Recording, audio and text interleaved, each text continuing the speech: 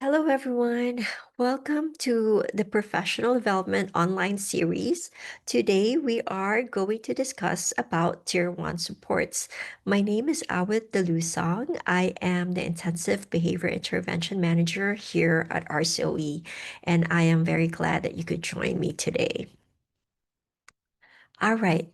So there are goals for this presentation. There are actually four goals. The first goal is to learn foundational principles of Tier 1 supports. So a basic understanding of what those Tier 1 supports are in your classroom. The second goal for today is to explore practical implementation of Tier 1 supports tailor fit to meet the various needs of your students with disabilities. So regardless of whether they have autism, ID, ED, we would be discussing the foundational interventions needed for them to be successful in your classroom. The third goal for today is to gain strategies, like what I said, to support your students with different disabilities here at RCOE. And our fourth goal is to equip you as educators with actionable techniques to enhance practices and to ensure student success in your classroom. So those are our four goals for today's presentation. So many of you are probably familiar with the pyramid, the tiered pyramid. So the green on the bottom of the pyramid would be 80 to about 85% of our students. So these are preventative practices for all our students. So about 85% of our students will fall under tier 1 supports. However, some of our students, roughly about 15 to 20%, would need more targeted interventions. And those are the students with probably a tier 2 behavior plan. And they would need a little bit more intensive intervention compared to the tier 1 students. And about 1 to 5% of our students here at RCOE would require that intensive individualized intervention or a tier 3 support. So these are the students with probably a tier 3 support or a one-to-one. However, for today's presentation, we're going to focus on those preventative practices that would meet the needs of the majority of our students, the 85% of our students. All right. So, what are tier 1 supports? So, tier 1 supports are that foundational instructional level wherein we promote a positive learning environment in our classroom. These are supports to prevent learning and behavioral issues through the use of early and consistent interventions. So the key there is early and consistent interventions throughout the day. Also, Tier 1 supports are proven instructional methods and consistent routines. Again, the word is consistent to increase student engagement and success. And lastly, Tier 1 supports establish baseline for all our students with um, either they have significant disabilities or not. These are foundational skills that hopefully will prevent our students from escalating to a tier 2 or a tier 3. So, why do we need tier 1 supports in our special ed classrooms? It promotes consistency and accessibility. Basically, it will benefit all of our students if we have that consistent, predictable, and accessible environment on a daily basis. And also, why we need Tier 1 supports in our special ed classrooms is to reduce behavioral issues and also to enhance academic engagement through positive culture building. All right, so we're going to get to the meat of our presentation today. How do we implement Tier 1 supports? So let's imagine ourselves hopping on a plane to Japan. And then we landed in Japan and we look at the signs and they're all in Japanese. How would you feel? I am guessing you're probably shouting frustrated, overwhelmed, stress. Those are common issues if you are a tourist in a foreign country with signs that do not really makes you comprehend where to go. Let's take a look at this particular scenario and remove those barriers.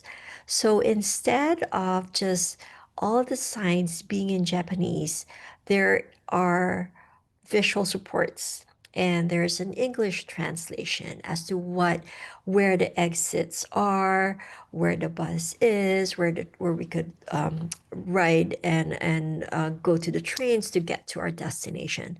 So if you were frustrated, overwhelmed, and stressed earlier, how do you feel now that it makes sense, that there's a clear indication where to go?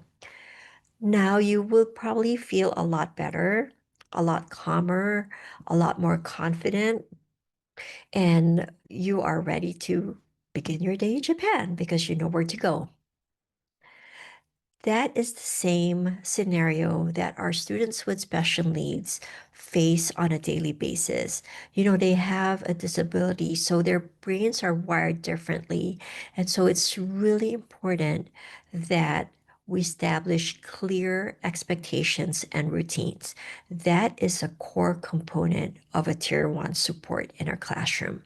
So whether you are a teacher in the ED program or the autism program, it's very important that you have clear expectations. You have a poster of what the rules are in your classrooms. This one I just created through AI. It's really cute how you could like play around with the um, different rules that you have in your classroom and create a poster like this. So if your students understand that the expectation is to raise their hand when they want to answer a question and it is clearly displayed in your classroom, then they would know that, oh, I need to raise my hand if I have a question or if I want to answer a question. Another core component of Tier 1 supports is the use of positive behavior supports. So these are reinforcement systems and behavior modeling that encourage our students to use desirable behaviors and minimize classroom disruptions effectively. So I would like to give a shout out to Skylar Smith at Norte Vista for sharing her classroom reward system. So she has a system wherein for every time a student completes a job or a task, they earn $1. And then they earn the classroom money. So it's a play money that they earn for all their hard work that they do. And then it teaches the student to save the money and purchase specific fun items during Fun Fridays. So, really, the life skills that Skylar and her team are using with the play money or the Norte Vista money that they have is she teaches the student how to count money. They are able to make choices and plan ahead what they want to buy because they earn it on a daily basis. And then the student store opens on Fun Friday. So they could, plan ahead as to how many dollars they need in order to buy an item that they like from the student store. And it also encourages responsibility. However, some of Skylar's students may need that more instant reward, so they cannot probably wait till the end of the week to earn or to buy something. So she has a system wherein it's more of a day-to-day reward. So it could be as simple as buying extra chocolate milk wherein they will still earn the money. So the price of the chocolate milk is significantly less than what they would purchase from the student store. However, it still teaches them decision making because Skylar students would be asking themselves, do I want to exchange this money for chocolate milk or do I want to save up for Fun Friday? Again, this encourages communication and social skills. It also encourages responsibility and money management and also long-term planning. So I really like that tier one reward system that they have over at Norte Vista. Thank you again, Skylar, for sharing your system with us. And this one is courtesy of Kim Guevara from Palms Elementary. I would like to thank you for when I reached out, Kim was the first one to respond to me and sent me this picture of the reward chart that they use over at Palms Elementary. So her rule is when all students, so in Kim's class, everybody has to participate. So when all the students have had good behaviors for the day, they get a star. So this is a magnetic type of a jar that Kim puts in front of the class on the whiteboard. And every day that all students were appropriate when it comes to their behaviors, they earn a star. And when the jar is full, the class will get a reward. So I like this class-wide system that Kim implements over at Palms Elementary. And again, I would like to give a special shout out to Lisa Rosas over at Three Rings in Beaumont. So hers is more complicated because her students are more higher level cognitively, and they're in the ED program. So there are specific rules that they need to follow, certain expectations in the classroom, such as respecting self and others, for them to complete their assignments on time, and they have to be on task. They have to use appropriate language, and they have to meet their personal goals. So she has a 5 level system wherein if you're at a level 5, you're ready for mainstreaming. If you're at a level 4, you earn fun privileges such as field trips and fun Fridays or classroom parties. If you're a tier 3, you get to earn those tier 1, I mean, level 1, level 2 type of rewards. However, there are some more additional incentives, such as working with your favorite staff members. You get to go to the library and you go shopping from the student store. And level 2, really, these are students who are still trying to gain their footing in the classroom. So they're interacting with their friends about 70 to 74 to 65%. So they earn all the rewards from level 1, and they get to earn to work in small groups as well. And then shopping at the level 2 system that they have in their student store, which I'll show you in a bit. And level 1 supports are, I mean, level 1 privileges are really just basic privileges that there's her students get at her class. So let me share with you the store that she has in her classroom. On the right, you could see on the very top shelf are level 5 rewards. So if they have earned enough points, you could see on the left side of the screen are different points of her students. Oh, so if they earn enough points, they get to shop from the level 5, level 4, level 3, or level 2 shelves in her classroom, which is really cool to get them to understand the more points I have, the greater the reward that would I could buy from the store. All right, those are the reward systems that some of our classrooms use. Another core component of Tier 1 supports is differentiated instruction. So basically what differentiated instruction means is that we look at the content, the process, the product, and the effect. So for the content, we need to make sure that we adapt them to based on our students' needs, interests, age, academic readiness, and language proficiency. So in the autism program, we have a student who is obsessed with cars. So we taught him how to add using those little cars that he plays with. So 3 cars plus 4 cars, and then he counted them, and and now he's able to do multiplication and division because we started with something that was of high interest to him. When we say differentiated instruction, we also look at the process. So when we're teaching our students, we want to make sure that we're individualizing the process for them. It could be in a form of pairing them with another student who is able to get that concept. So there's that peer modeling that is happening. Also, when we are teaching, it could be in small groups, especially for concepts that are harder for the students to grasp, and whole groups for socialization purposes. And part of differentiated instruction is the product. So if your student is having a hard time with writing, as with a lot of our students, they struggle with writing. So can they complete the assignment using videos instead? So we all have our classroom iPads. So instead of writing a paragraph about a reading assignment they just read, can this student or our students use a video presentation instead of writing? Can they do an oral presentation instead of writing? And also they could turn a class assignment into a project if they are able to have that socialization piece in place. The effect when we use differentiated instruction is our students feel safe. They're able to make mistakes, and that's okay.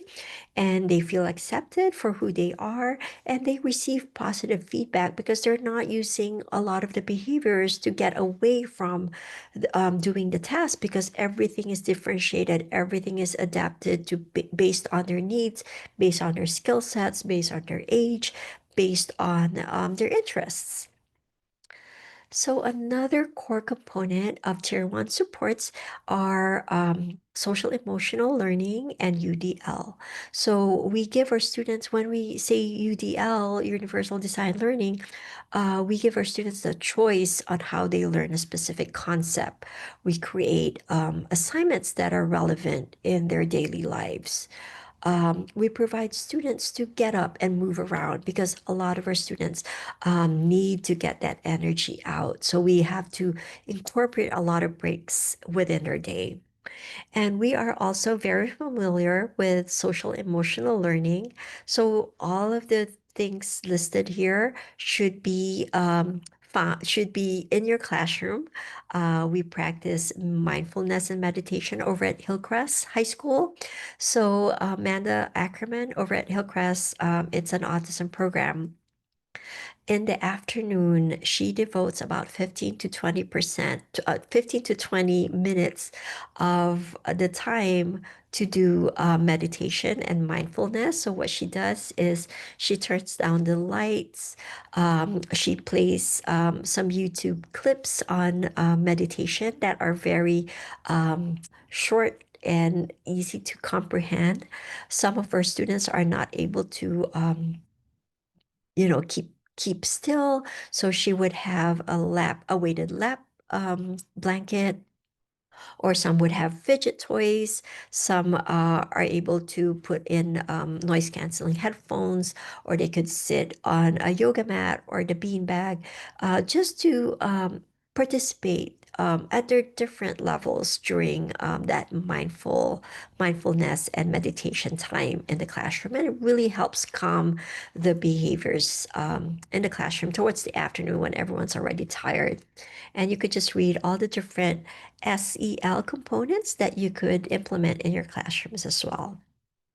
So we're going to look at Tier 1 supports that are targeted to the specific disability of your students. So when we say we are supporting students with autism, we are um, all in agreement that if you have autism, you have impairment in social interactions. There's that repetitive behaviors that take place. They have deficits in communication, and they have a lot of sensitivities as well. So I would like to give a shout out to the teachers at RMK for sharing the video on schedules. I would like to play it real quick.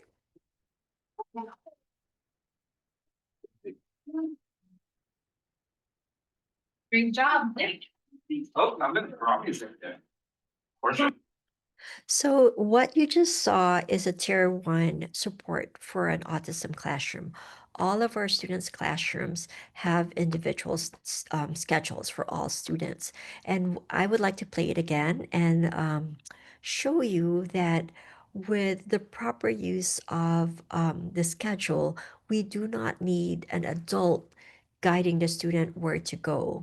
The student knows exactly where to go based on the the schedule card that he pulled out from the schedule board.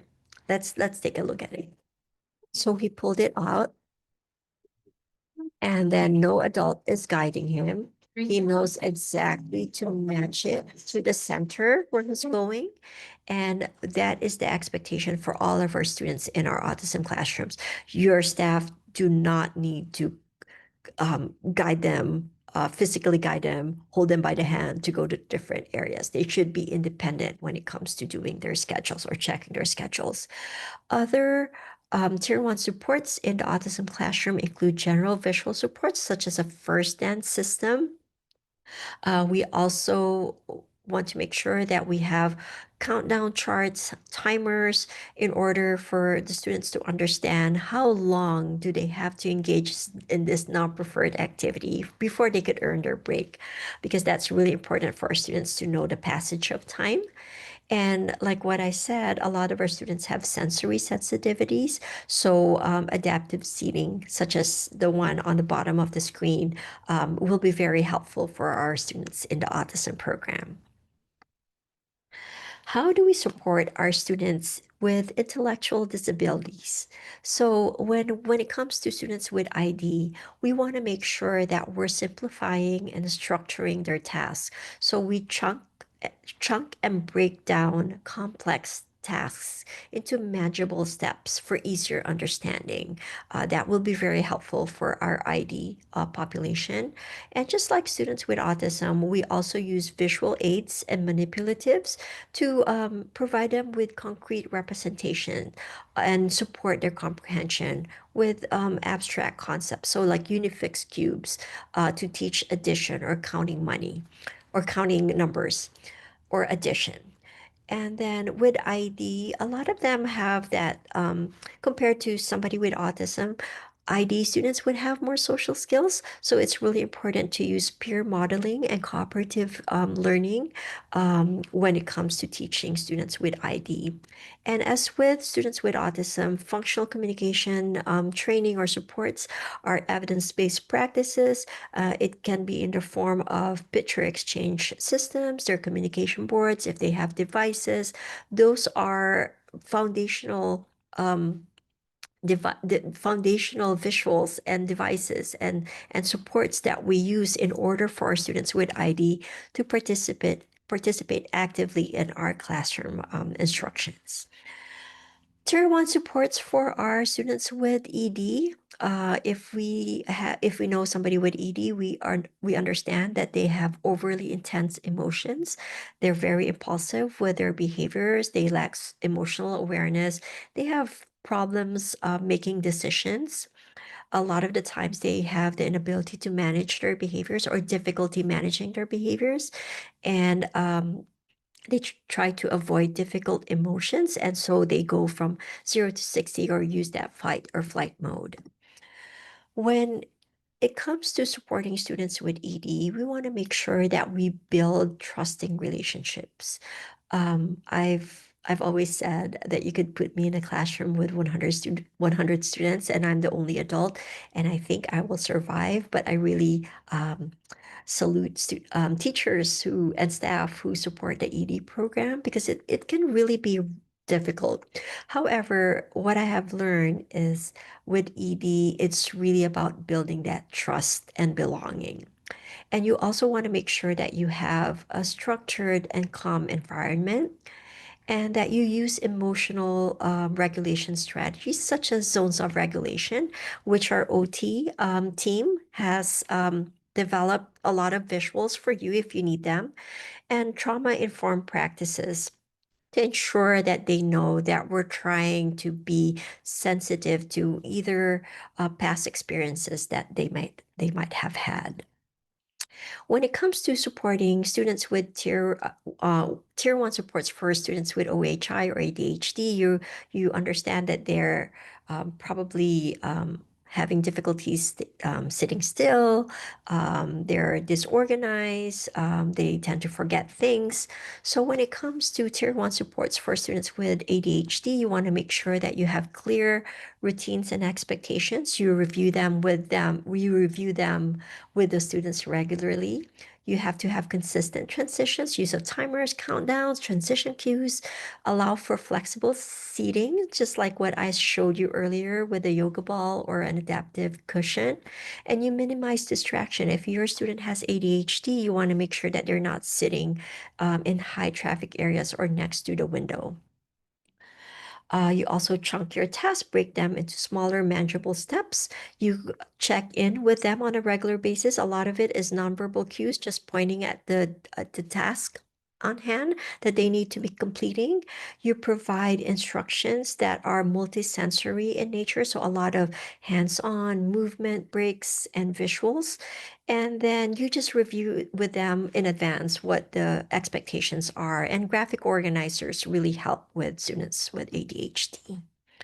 All right, so we're nearing the end. We're just going to review the classroom practices that we have discussed earlier. So behavior expectations, reinforcement systems, calm down corners and sensory breaks, and just group activities. All are tier one supports that would help your students. So let me just share this quick Two of the best strategies to use to help a child safely de escalate when they're overwhelmed or overstimulated is using visuals and using choices.